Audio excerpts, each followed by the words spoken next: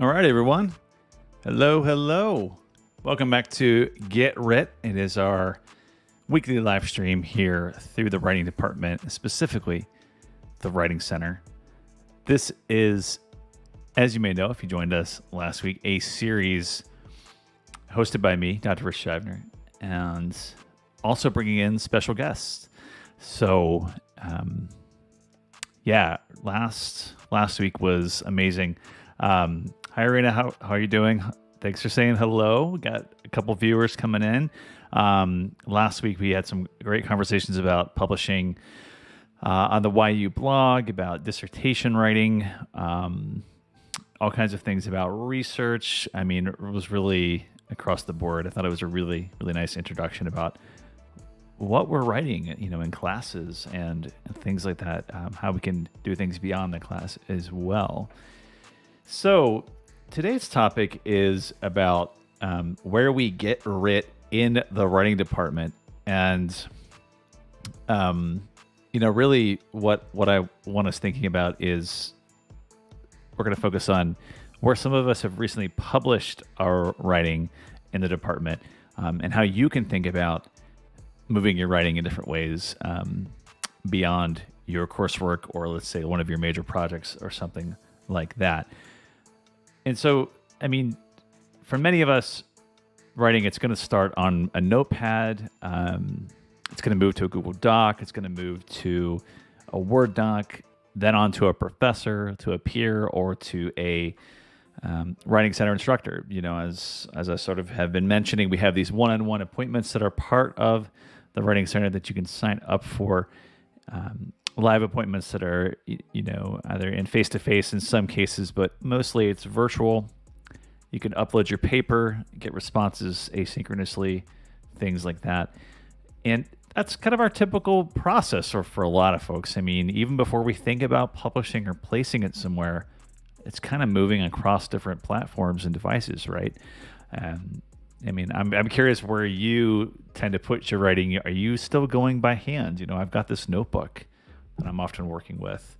So I can show you sort of right here, that sort of is a brain dump, if you will, for all my ideas. And then later on, I'm moving it to another platform like Google Docs or Scrivener, as I think I talked about last week. And we'll be talking more about as the stream goes on, or the streaming series, I should say. And we get lots of feedback once we, pass it on to somebody. We place it in their hands, virtually or in the physical sense. And in the writing department and many other departments at York, I should mention, students and professors take this kind of process of drafting and writing a step further by submitting our work to journals and to various publishing venues. Where we've published and how you might consider placing your writing is the real topic of today's stream. And let me know, have you always wanted to publish somewhere, or have you published somewhere recently? If you have any links or titles and things like that of something that you want us to give a shout out to during the stream, even a question of a place you're thinking about submitting to, be it a undergraduate journal or some kind of newspaper, local blog, something like that, something on a national scale. What are you thinking about writing? I would love to know where your head's at really at this point. So in a few minutes, I'm going to bring in a special guest, Dr. Beth Caravella. She is with the writing department as well as our assistant professor of visual studies. I'm going to bring her on the stream to talk about her recent writing so you can have that faculty perspective about what it's like to sort of move your writing across platforms into a publication, and where you can, in effect, get writ. For now, though, I want to give some shout outs to some recent publications in our department. As I do this, feel free to ask any questions you might have about writing and research. And welcome to everybody who's also joining in the stream. I see we have about 10 viewers at this point. So feel free to say hello and ask any questions you might have that are really anything about writing and research. I really enjoyed that last time as well on the stream. And while these streams are typically topical, just so I have something to really guide us through the stream and for the hour, so to say, I want you all to feel like you can ask anything related to this main umbrella topic, which is writing and getting writ, if you will. It keeps the stream fresh and it gives me ideas for future streams. All right, so first we have up just a couple student shout outs and a little preview for what's ahead in this live stream series. One student I want to give a shout out to is Sophie J. Morgan, who published in Queen City Writers within the last year or so. And the title of this piece was Learning to Code, how one meme reveals coding literacy's gatekeeping powers. So what Sophie Morgan did is she was working on this as a research project in the summer with a faculty, actually a colleague of mine, Dr. Brandy Easter, and was working through coding and questions of coding and how it relates to writing and literacy. And so spent a long time, as I came to understand in conversations, of drafting this, as part of a summer project, spending the entire summer looking at examples of coding practices, in social media and more kind of creative coding contemporary spaces, and then writing about it critically and ending up submitting it to this undergraduate journal, Queen City Writers. I have to give a shout out also to this journal because I used to help edit it. So if you are thinking about submitting something like a seminar paper that you've crafted in one of your classes, even at the first year level, this is a good space to look at for publication. It's a very generous review process. It's run by a colleague of mine, Dr. Ian Goulding, who's at University of Cincinnati. And, he recruits very kind and formative and critical reviewers who do all of that in the review process. So I had the pleasure of doing a little bit of that as well as one of the reviewers for another piece that I think is still in process. And, just like we experience a lot of times as faculty, you'll get two reviewers who will look at it and who will give you some really rich feedback. It feels a lot like when you're getting feedback from a professor, except in this case, you're thinking about not only just resubmitting it to the professor, but putting it out into the world because you have important things to say. Oftentimes, the things we work on in classrooms don't see any sort of exposure beyond what we submit to our professors. So maybe you have a piece that you're thinking on that a professor has recommended that you try to submit somewhere. There are other examples like this, like Queen City Writers, where you may be able to place your work. So I encourage you to think about that.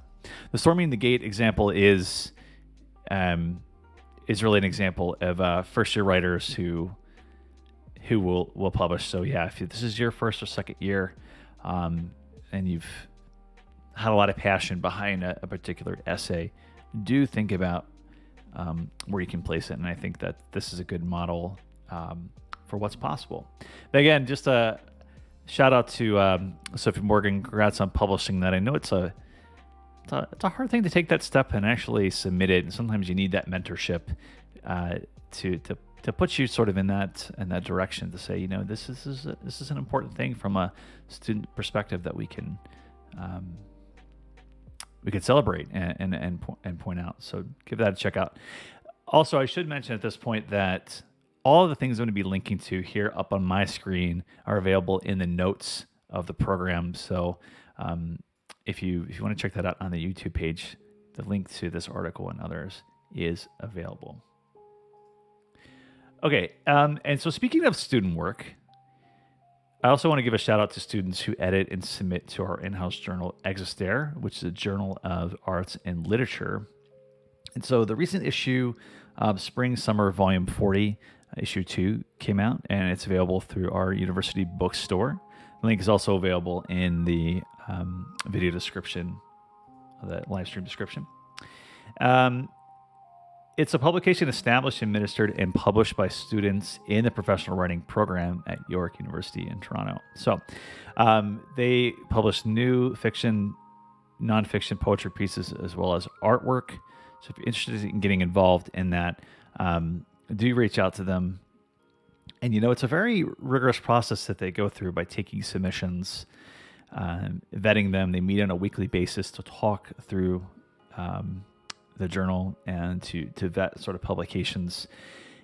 And if you're interested in submitting, there's also a link that I've provided here that covers sort of what they're looking for, maybe what they're not looking for. So literary submissions, again, works of art are all sort of fair game. And, they also pay for accepted submissions and give a complimentary copy of Exaster as well. Now, if you have any questions further beyond that for Exaster, I did want to let you know that the editors from the journal will be guests on the stream in about 2 weeks or so. So August or October 27th, they will be on and talking just a bit through about their sort of processes and things like that. So there's a lot that they can share with you, and also particularly from the undergraduate perspective, I think will be pretty valuable. So from the faculty perspective, I want to mention too that, and if you give me just 1 second, I'm going to let our guests know we'll be starting in a second.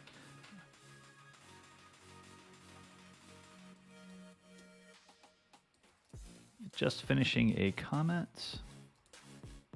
Okay. On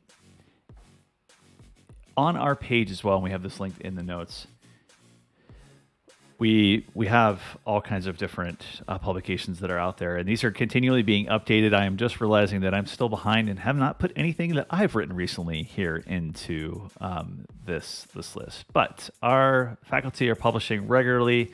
Our special guest, Dr. Beth Caravella, and others are doing that as well. And so if you look at this list, we have works on Krauss and Benjamin, on Luxembourg by Laurie Turner, our departmental chair, Andrea McKenzie, also published recently on Searching for Story, Reading and Science. We have Dr. Easter, who recently published in WRIT Review, War and Culture Studies, Feminist Media Studies. We have works that have been published on Teenage Mutant Ninja Turtles, so taking me back indeed for that. Lots of stuff going on here. And we should celebrate that because it's a difficult thing sometimes to put your work out in public. So I could talk about that for the entire stream, but for a faculty perspective on writing and placing our writing, I want to now introduce and talk with for a while Dr. Beth Caravella.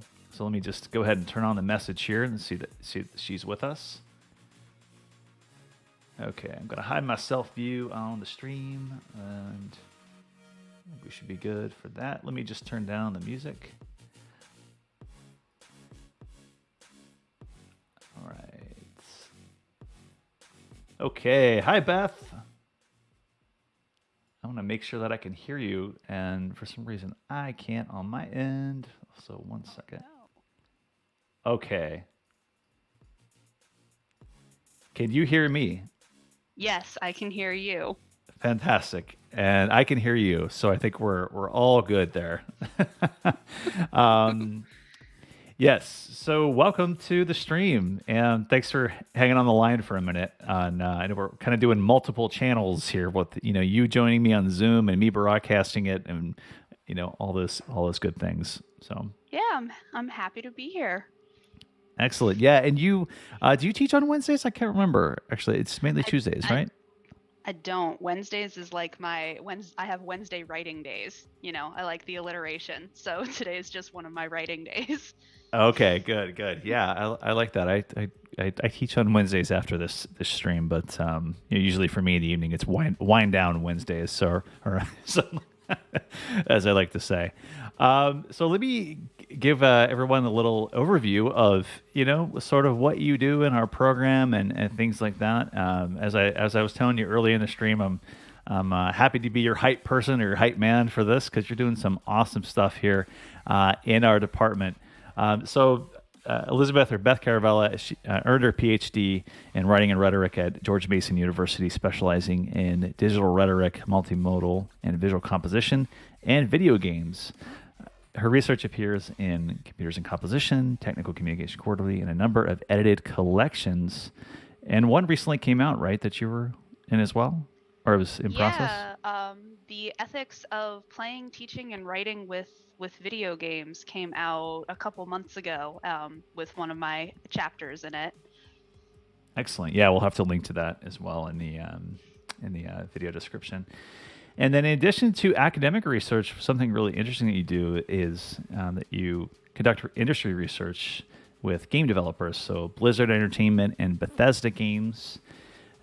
You do your current work is examining rhetoric of visual cueing in video games, and you intend to move that forward as a first monograph. And I know you're working on another project right now as well in terms of your monograph. So we're constantly updating sort of our agendas there. And then outside of teaching, Beth enjoys hiking, drawing, yoga, and playing video games. And you also foster dogs for a local rescue, as far as I understand. You were doing that back in DC, right? Yeah, we were doing that back in the States. We have not started doing it again up here in Ontario, but we probably will once we get a little bit more settled, kind of miss it. But still means I have lots of puppy pictures on my phone. So if anybody ever needs a little puppy update, just let me know. I can send you plenty.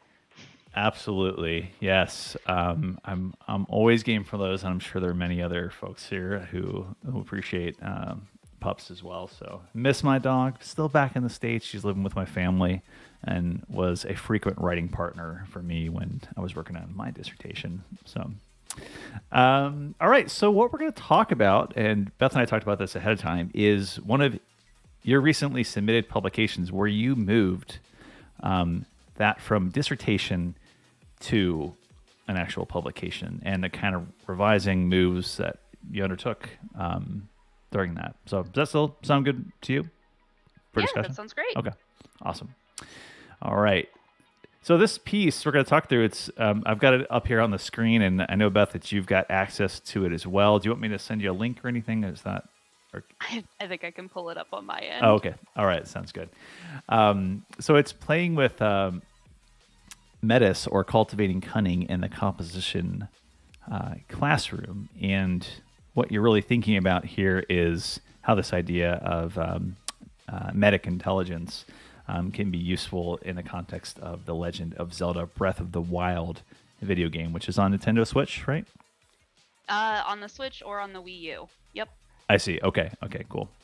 And I guess what I love about this is that you're taking this kind of passion for video games that you play, regularly, and you're bringing that into the world of writing, and research. Like, I sent you some some questions ahead of time, but I mean, I guess I can kind of ask it a biased way. Does that feel like you're actually doing writing sometimes when you're like, I get to play video games for a living and write about it, critically?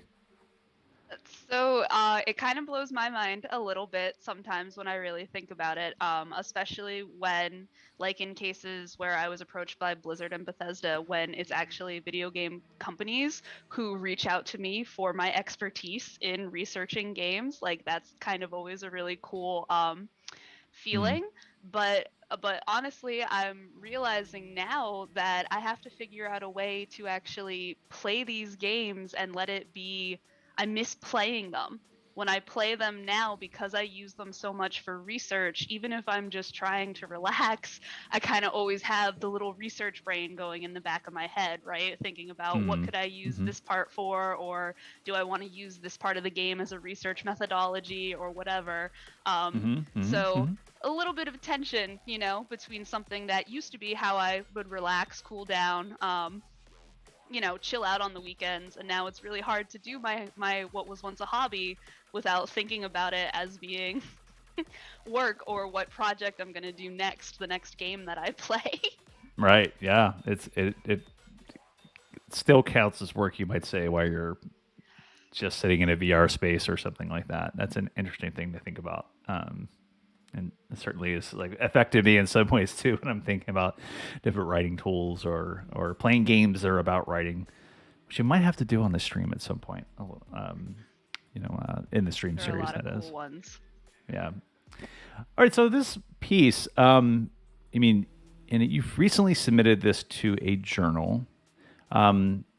Do you want to tell us just in your own words a bit about this kind of essay and how it sort of came to be, things like that? But really just an Yeah, overview of it.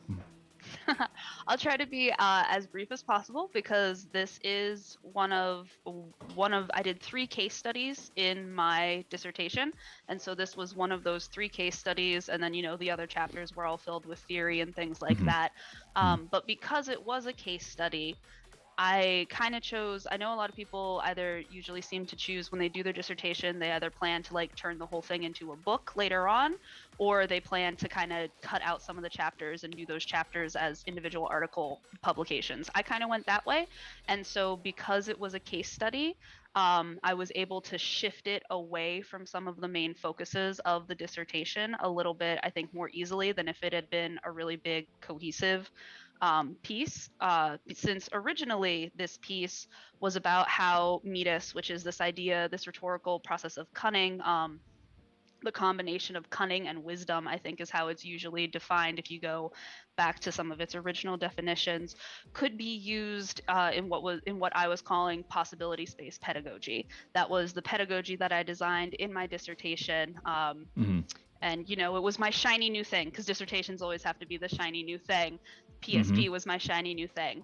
So the very first step that I had to take when I decided that I wanted to revise this piece was to basically take out all of the stuff about what my shiny new thing in my dissertation was. PSP, possibility space pedagogy, blah, it's a mouthful. And then take what data I had, the argument and kind of the setup, but make it more relevant to more general conversations about composition studies. I knew going through, because I was developing a composition pedagogy, that the piece would still be very composition and Mm-hmm. pedagogy focused, but I had to make that focus just more general, or else it wasn't going to be able to be understood outside of that larger dissertation. So before I even started thinking about like what journal I was going to send it to or anything like that, my very first step was going through it and making sure making sure I'd be able to do that and still have enough content. Mm-hmm. So there was a lot of new writing, a lot of revising between this process, and then 2, kind of shifting the exigence of it a little bit, because the exigence of my dissertation was a little bit different than this one. So really what I did in this process was I moved it from being the focus on how metis works in possibility space pedagogy to what metis can do kind of by itself in the composition Mm-hmm. classroom, which is where that idea comes of. It helps us cultivate cunning. It helps us be a little bit. One of my favorite quotes, and I think I use it multiple times in the draft, is Jay Dolmage's quote about metis, is that metis lets us see the world differently so that Mm-hmm. we can overcome those with greater bi or brute strength, or to overcome those with greater bi or brute strength than we have access to, which is really basically metis lets you, use your cunning, be a little bit of a trickster, be a little bit of a liaison, move through things. If there are kind of normalized views, you can use metis to get into those normalized views and then start to change them so that they can be either more inclusive, more aware of things, whatever it is you're trying to do, which, Mm-hmm. that was the kind of move from possibility space pedagogy to this more focused idea of developing cunning in the composition classroom. Very fascinating. So much to unpack there from like thinking about the whole process. So thanks for that. Like, I mean, you're talking about some of the preliminary things about research, and I was mentioning this before you joined us, is that we're often thinking about what to do with this beyond where we initially submit it, which is to a professor. And I think in the case of the dissertation, you're submitting it to a small panel of readers, just like who may be more than just one reader. Unlike when you're working on a seminar paper, you might just submit it to just the professor and get some feedback. But it's in this case, you've gone through that panel of readers, and now you've prepared it for a larger audience, which is a tough move to make sometimes because you've got to do less of that kind of defending, things like that about why it's important, or just for that particular audience, right? things like that. And I think that, for this dissertation, I was curious, like, did your professors recommend places where you could place the work that you were, for example, this chapter, for example, did they see that was useful? Did they make any sort of gestures toward that, or did they leave that up to you after it was completed? So they didn't do recommendations for this one in particular, but because this is actually the last chapter of my dissertation that I have sent out to go be published out in the world. But my advisors did help me when I was doing it the very first time, when I was taking one of my other case studies, which is now actually out in Computers and Composition. But so they kind of helped me pick and choose for that, both kind of how to shift it from being so focused on what the dissertation was focused on over to a more, I don't want to say general because it's still for like composition and rhetoric scholars, but at least it's more general as far as what the topic, what the focus was on, a little bit more relevant to the larger field as opposed to just that one idea I was really focused on in the dissertation itself. And so I worked with them the first time, and of course, like my advisors are still in my phone. I still text them very frequently, especially now as I'm turning to my first book project. Steve Holmes was my dissertation advisor, and I'm pretty sure I text him still every 2 to 3 days, like, hey, do you mind reading this next part of my proposal? Or just whatever kind of random thoughts I'm having about whatever project I'm working on at the time. And he still always responds. So he Good. can't be that sick of me yet.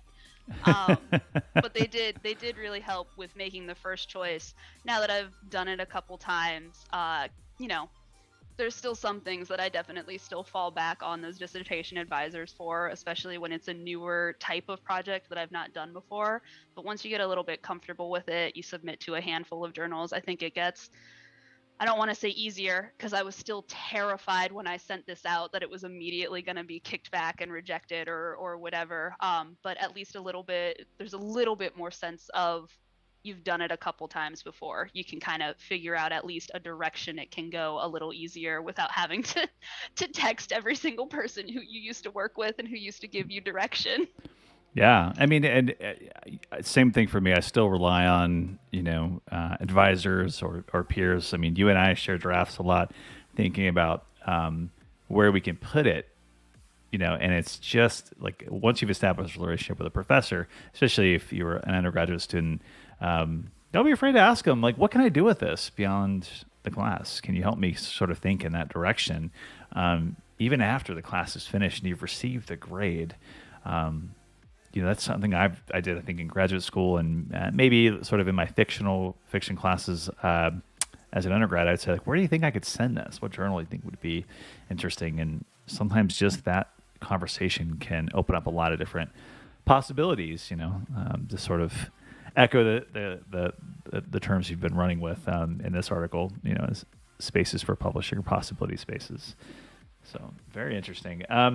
So you draft mainly in Google Docs, as far as I understand, and that's a familiar space for York. Do you want to tell us about kind of moving that, from your dissertation to this space and kind of what went on the screen right now? I have the version history pulled up. But yeah, you want to talk us through like how that was for you moving it into the docs, and then what kind of revision moves specifically you had to make? I think I'm looking at this was about a 15-day process, which is very impressive. But lots of micro revisions throughout, right? I'm seeing here in the timeline. Yeah, I definitely am the kind of, when I do revision, I kind of do it bit by bit. I don't necessarily like do it section by section, but every time I go back to it, I open it up, I read it, I make a couple changes, I close it to forget about what I said a little bit, and then I open it back up again. But sure, one of the very first thing I did when I was getting this ready, or when I was decided that, okay, it's time to finally revise it to maybe be submitted as an article somewhere, was just go back to my dissertation, which is a very large, particularly formatted Google Doc just saved on my drive, down in a couple of folders at this point. You had to really dig to get to it. go to the chapter and legitimately I just copied the entire chapter from out of that huge Google Doc and popped it into a new one. And then the second thing that I did after that, because it was going to be the easiest revision, my dissertation has so many beautiful figures from the game. But I knew that because they are figures that are copyrighted by Nintendo, and a lot of them were like beautiful full color figures because they were screenshots, they all immediately just kind of had to come out, because that can cause, because those are problems. There can sometimes be problems with publication. Even though I didn't know where it was going yet, I knew that, you know, one of the feedback points was going to be either to use less of the figures or to change some of the figures. Especially because we were using, or I was using clips. Part of the work that I did in this process was I watched and recorded different people playing Breath of the Wild. And so the original draft in the dissertation had a number of stills from that, and I was pointing back to the figures, et cetera, et cetera. Got rid of those. And then, like I said, once I kind of do that, I also am I like to work on the easier changes first and then go through and do some of the harder thinking changes. So step number 3, I control F for either the letters PSP or wherever I had said possibility space pedagogy, because I knew that that was the stuff where outside of the dissertation, it wasn't going to make any sense. And so those were kind of the places that I started at first. And for some of them, it was a really quick and easy change. I could change it to the composition classroom or talk about like writing kind of on a wider case. Other parts, there were whole paragraphs that were explaining how Metis connected to possibility space pedagogy. And so that was a matter of you salvage what kind of sentences sound smart, or you salvage what you can. And most of that kind of just got completely taken out. To be moved to, and then I moved on to the creating new writing or creating new content. And mind you, again, like you said, this was a process over like 15 days where I opened it, closed it, opened it, closed it. I tend to revise better when I kind of forget what I've written, because otherwise I find that I know the ideas in my head a little bit too much, and my brain will like automatically fill in gaps even if it's not there on the page. So kind of my open close method is my strategy for overcoming that, so that I can actually, fill the gaps by writing more stuff, as opposed to just having my brain fill in the blanks, but nobody else can. Right. And yeah. That's yeah.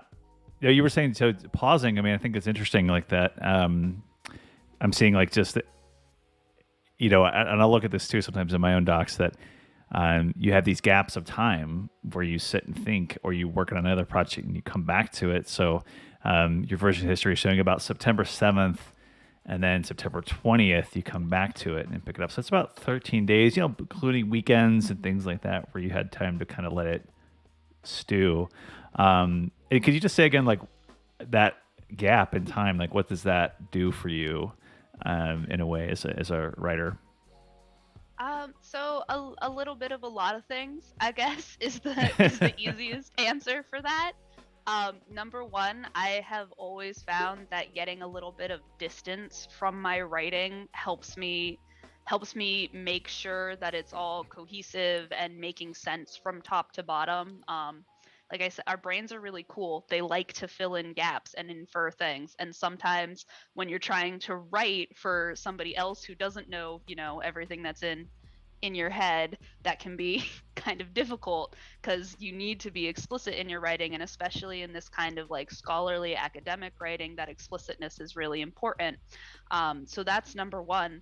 Number two is the gaps kind of let the ideas marinate for me. So I will find, even if I'm not actively writing, the same way that I can't play a video game now without thinking about how I could use it in a research project, I will find myself in that gap of time just kind of sitting and thinking about how I'm going to change it, what part needs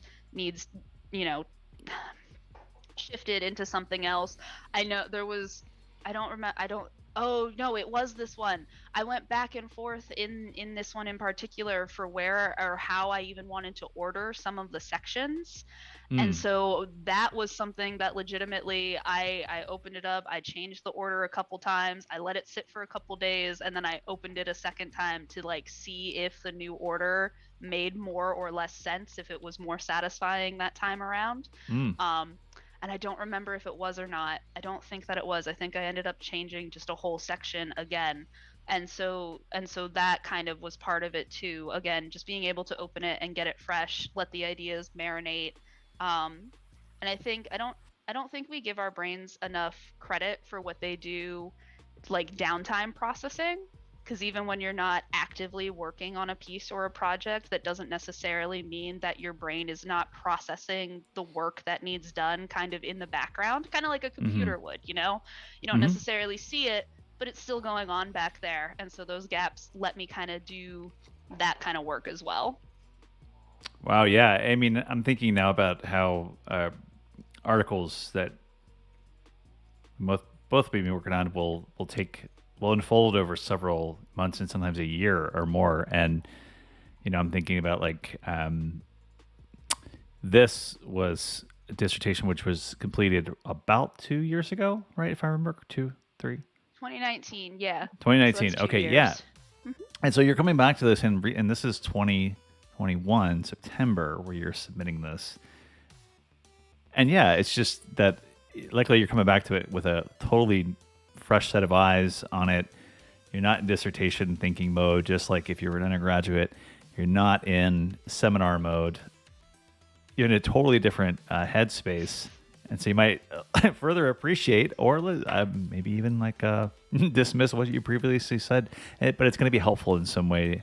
And yeah, it's that time can be so important for unlocking sort of new thinking. I've particularly found, and I think it seemed like that's what you were getting at for this. The idea of marinating too is interesting. I guess we're kind of both different cooks. I think with stewing, marinating, right? Things like that. Baking, we can talk about because I know you and I are both fans of pizza, so maybe we can run with that metaphor. So where did you submit this piece ultimately? So I ended up choosing composition studies for where it went. There were a couple different things that went into that decision-making process. When I first started, I actually thought I was going to submit it to, oh, I can never remember the full thing, the Canadian Discourse. It's like Right. CDSW, whatever the Canadian Discourse and Writing Journal was.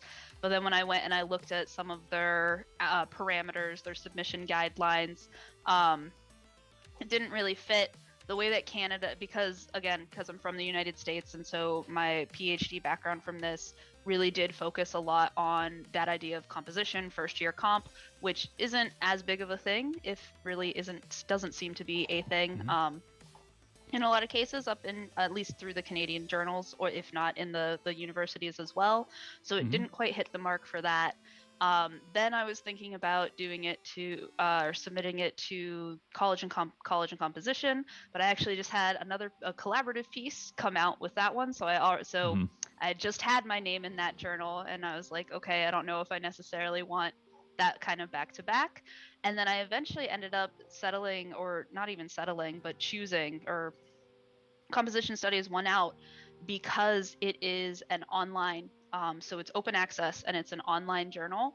And one of the things, it's not in the draft in its current state, but one of the things that I would like to do, should it get accepted and when it goes up for publication, is see if, because it's online, if we might be able to include some of the actual video clips of the different people playing the game, Yeah. Yeah. as opposed to just having figures or something like that. So that's something that I'm definitely going to try to work with the editors of that journal with as we go through. Just because if we can figure out a way, copyright is always kind of weird when you use games in your research, because sometimes it gets protected under like since you're using it for education, sometimes it's okay and it's no big deal. Other times people just don't want to deal with any kind of kerfluffle. So if we are able to do that, that was kind of my idea with it, to put it in that digital space where we could actually use the fact that it was in a digital space to accentuate different parts of the piece, and be able to include some of the actual data clips, because that recording was the data that I used for it. I had, instead of doing any kind of like textual analysis or anything like that, I was doing my coding by watching the recordings, pausing in certain places, going back, making little notes as it went, of the various people who were playing the game and what they were doing as they were playing. Wow. Well, I know that's in the review process right now, as I understand, right? At some point. So best of luck with that. At this stage, what do you think has been the most challenging / rewarding parts of putting together this piece and sending it off for consideration? Oh, I'm going to start with the most rewarding, and then I'll circle back to challenges, because there were a lot of different challenges with the whole, not just this piece, but with the whole process of trying to basically cut apart my dissertation and stitch it into, and take different parts of it and stitch them into articles. So the most rewarding for me is that this is the last one from my dissertation. If this gets accepted, then that work that I have done, because the unfortunate part of dissertations is that usually your team, your dissertation team, or advisors, and maybe a handful of those other people, those 10-20 people who come to your defense, get to see and know that work. Dissertations don't, the research in them don't necessarily circulate or disseminate across the field as readily as articles do. Right. So I'm very happy and excited that, because I did a lot of mixed methods work, I have a lot of empirical data throughout my dissertation. So I'm super excited now with this last piece going out, especially, that all of that data is actually going to be published and circulated in a way that people will hopefully, see it more readily, see it more often, so that it can be referenced and used. And also just in the fact that I don't ever have to look at my dissertation ever again now if I don't want to. Yeah. The production cycle has ended, right? You can move on from that point. Yes. I can move into some new project, which I've of course been doing new projects as I've gone, and sometimes I find myself connecting it back to my dissertation in ways that I don't even really want it to, but I know that it does. But there is something nice about knowing that if I never want to open that document again, I don't have to. Wow. Yeah. I mean, Beth, if you have time for one more question, I'd love to ask you that. Yeah. And this is kind of on the spot, but I think that it's also just something. It could be a good takeaway for anyone working on dissertations, but also again, seminar papers, etc. It's this concept, and I should probably link it. Maybe I can put it here in the chat on Zoom so that you can see it. Let's see. Let me see it. Oh, that's yours. That's your piece. Never mind. I did want to. You and I are collaborating and stuff. We can talk about that at another point, maybe here, in the next another stream in the future. But what I have here on the screen now, and it's also linked for everyone here who's tuning in on YouTube. In the description is what Derek Yu writes about. He was the author of the game called Spelunky, and he writes about the indie game dev death loops that they so often find themselves in when they are working. And there's loops of restarting and of polishing. And if we kind of go through this, and I think there's a lot of import for the writer in general, is just working through the step of building and then going back and restarting over. You've learned a lot, and now how your thinking has sort of changed. Sometimes with time, we'll realize new ideas, but I don't know if that means that we have to start the project over every time we realize something new. We just have to try to push it forward. And that might be a deadline, something else we have. But if we don't do anything with it, I think what he's suggesting is we're just going to keep finding ourselves in that loop. I was wondering for you, have you ever felt yourself in a kind of loop like this in some way with a work? And if so, how have you kind of broken out of that habit of just, polishing, restarting, and then never really getting yourself out of that space? So, I've not ever actually been caught in that loop myself, but the reason for it was because when I first started my PhD program, my professors who I was taking coursework with, immediately they were talking about not getting caught in that loop. So when that was one of the very first things that comes in, or everything, even when we were just doing our coursework, almost all of my professors for my PhD were talking about whatever seminar papers we would have due that semester, and they would already be thinking about how to take that paper outside of the seminar and move it beyond that, so that Hmm. because the same kind of loop can even happen when you're in your coursework, right? You do all of the work for one semester, and then you've got all that stuff, you put it in a folder somewhere, it sits there and you never see it again, and then you're just basically starting fresh with everything the next semester because all your classes change. um, and so because I kind of had that, Hmm. people looking out for that and people kind of looking out for me from the beginning of that, I don't think I ever actually fell into that loop myself.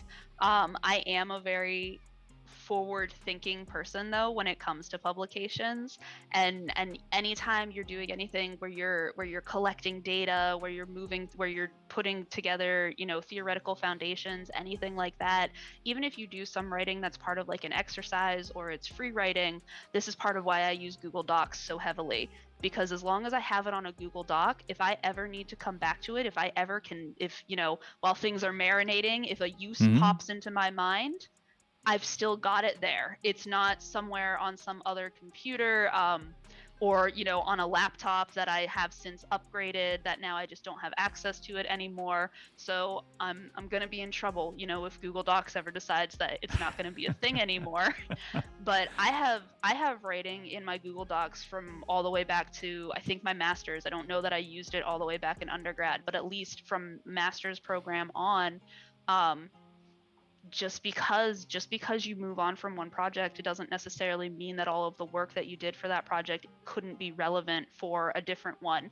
And even if that just means, right, like you're taking 1 or 2 pages from it, that's still 1 or 2 pages that you didn't have before, that and you can kind of work from. Hmm. um Hmm.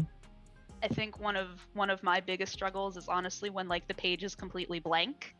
So even if I can go and find, like, maybe I was ruminating on an idea and so I jotted down like 100 words as a little paragraph just to jot it down, but that's on my Google Drive. I know it's somewhere. I can type in the little search bar for whatever that idea was and pull it up. And it's just so much easier for me to start with those couple of words instead of staring at that always blinking cursor. The blinking cursor can be a little bit stressful, I think. Yeah, yeah, I'm sure many of us have experienced that, and certainly I have. Trying to think about how to wrap up a piece or something like that. But this is just a fantastic read, I think, generally about how to. I mean, even the things like breaking out of the loop is beyond thinking about its life cycle beyond the class is just how to take that feedback and make something out of it later on and not let it sort of push you back into that loop, which it can be also a challenging thing to handle. So, Beth, thanks for joining us. I want to wrap up again, and I should say fully thanks to Dr. Beth Caravella for joining us. Beth, do you want to tell us about some of the classes you are currently teaching and maybe what you're teaching in the winter in case anybody wants to join your things that are coming up on your menu, if you will? Yeah, I'm gonna also go into fall of 2021 a little bit because I have a course that I'm teaching that I'm the most excited for. 2022, Then, right? but Right.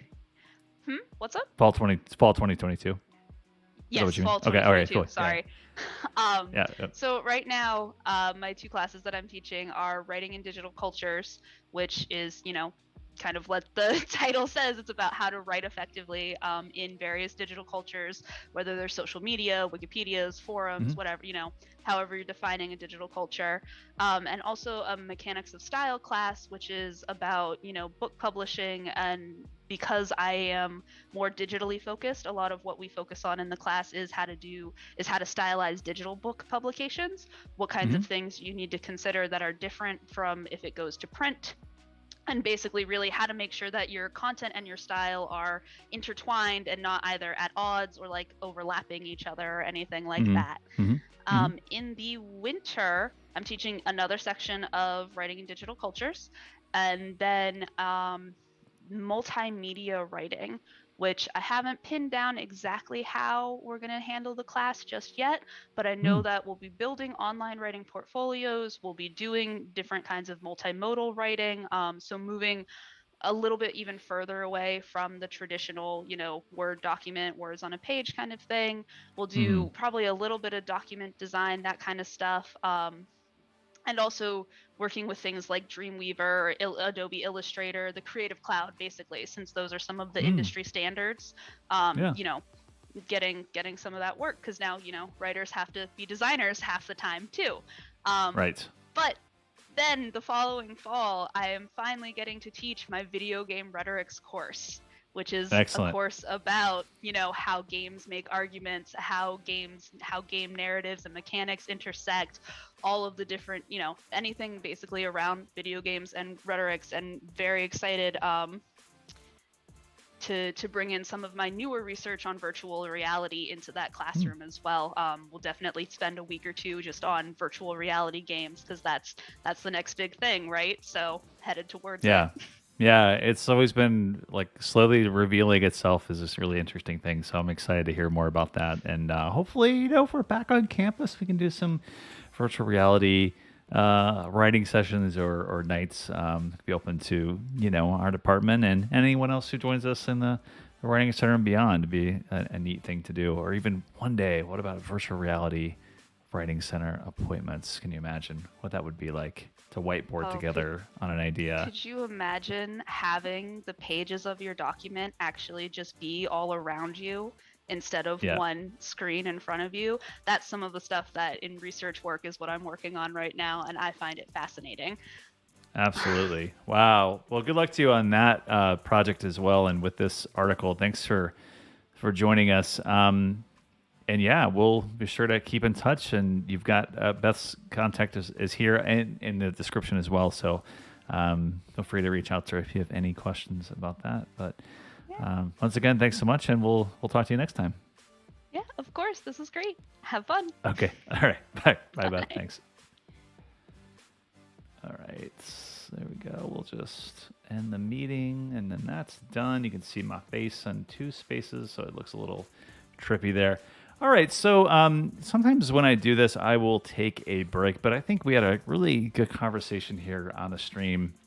And with about 5 minutes remaining, I just want to once again talk about a couple things, give you some previews about what's kind of coming up here on the stream, and take any questions you have. So, in response to what Beth and I were talking about, what's on your mind now about writing practices, or what are some things you want to know more about in relation to writing that maybe I can think about for the stream? Here's why I'm asking, because next week we will not be meeting as part of the Get Writ live stream, because it's reading week, so no live stream then. That gives me a chance to kind of think ahead to November and some things that we may want to discuss, things you may want to hear about. So I'm, actively working on a list of sort of guest speakers and topical sort of things.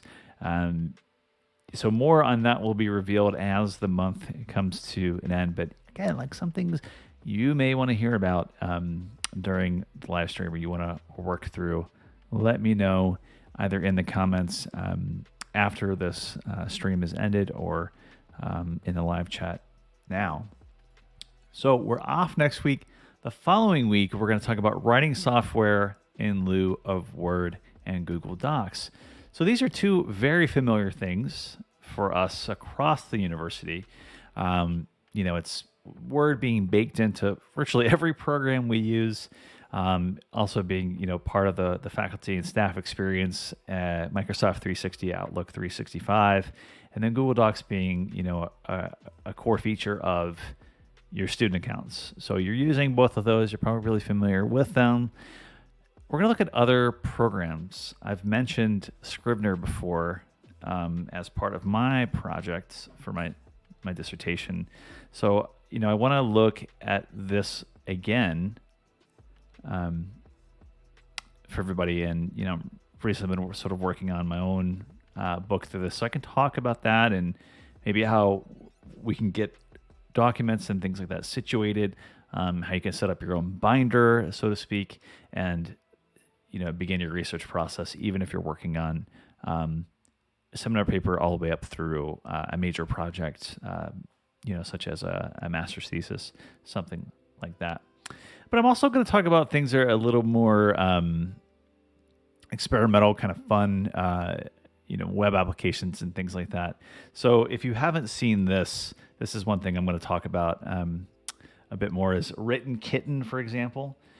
So the premise is every time you write a line or you write 100 words or so, this will actually give you a kitten. So a picture of a kitten. So if I said something like, I'm here on stream writing live and I've been enjoying talking with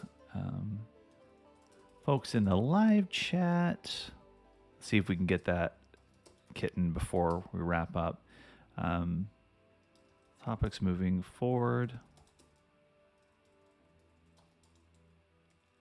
barring any typos. Writing software, writing prompts that terrify you, and guest chats about experimental writing programs. Yeah, Arena, that's a great question you're asking here in the chat. I wonder why it is so difficult to write in simple and clear language. I mean, I think sometimes it's a really great thing to think about, and I think it plagues everybody who is writing for kind of publication, is they want to seem, they want to show that they understand the sort of terms and voice of, let's say, a particular professor or discipline. And so we might elevate our language in a way to demonstrate what we know. And sometimes we get lost in that mire and we're not thinking about how to write in a way to be understood by folks in addition to your professors. And such. So it can be challenging. And even recently somebody told me on another stream that I do on Twitch that she's always writing with her mom in mind. How can I explain this topic in a way that makes sense to my mom? And I thought that was just interesting because it seems counter to what the expectations are of certain writing situations, as if we feel like we're not going to be smart enough if we write in simple and clear language, when in fact, like, that's how a lot of the world works. How in technical communication spaces, we don't need a lot of that field-specific jargon. We need to be simple and clear. It's definitely a balance. Okay, so here's the example. I just pasted in a few other things, that I saw here on the stream, just to give you an example of this. But, next week or so, or on the 20th, I'm going to come back to this idea of written Kitten and even maybe write live here and encourage some folks to produce their own kittens through writing at this point. But this is something that just is a little simpler than what we find in Word and Docs. And it's something you can put in Docs later on. So yeah, and I think sometimes, to your point, Arena, about simple and clear language, writing in a space like this that's quite simple may actually affect how you come at the writing. So because you can't do formatting, you can't spice it up with